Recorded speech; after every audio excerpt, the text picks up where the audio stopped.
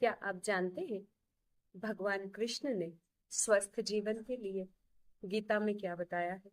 हाँ, स्वयं भगवान कृष्ण ने गीता में स्वस्थ जीवन के लिए बहुत सारे उपाय बताए हैं।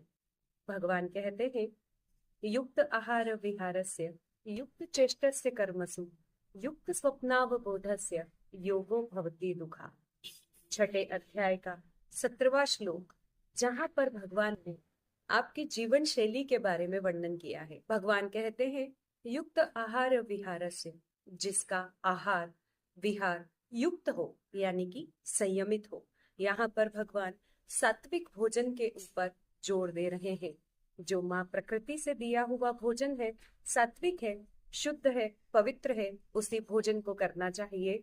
विहार, विहार यानी आपका घूमना फिरना, आप किससे मिल रहे हैं, किस तरह के लोगों के बीच में आप उठ रहे बैठ रहे हैं, कैसे लोगों की आपकी संगत है, विहार में ये सब कुछ आ गया। इसे भगवान संयमित रखने का कह रहे हैं।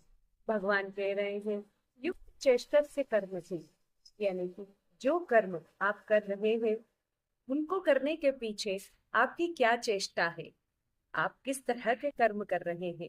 अच्छे कर्म, भगवान ने गीता में 3 तरह के कर्म बताए हैं, कर्म, अकर्म और विकर्म, जिसमें कुछ कर्म शास्त्र सम्मत है, शास्त्रोक्त है, और कुछ कर्म वो है जो आपको कभी नहीं करना चाहिए। तो इस एक श्लोक में वो सब कुछ समाहित है। आपका आहार विहार कर्म सब संतुलित हो, संयमित हो। युक्त स्वप्नावबोधस्य योगो भवति दुःखा। आपकी नींद कैसी है? क्या आप पर्याप्त नींद ले रहे हैं? क्या आप नींद के समय बेचैनी महसूस करते हैं? तो युक्त स्वप्नावबोधस्य, नींद पर्याप्त हो, उस नींद में आपको कोई भी बाधा ना हो। जब आप अच्छी और पर्याप्त नींद लेते हैं और बिना स्वप्न वाली नींद आप लेते हैं तो वो एक स्वस्थ नींद कहलाती है।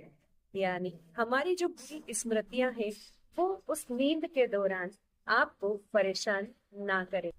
जब आप इन सब नियमों का अच्छे से पालन करते हैं तो वो जो योग होता है वो आपके दुखों का नाश करने वाला होता है, और आपके कर्म अच्छे होते हैं तो आपके कई अगले जन्मों तक आप कर्म बंधनों से मुक्त रहते हैं।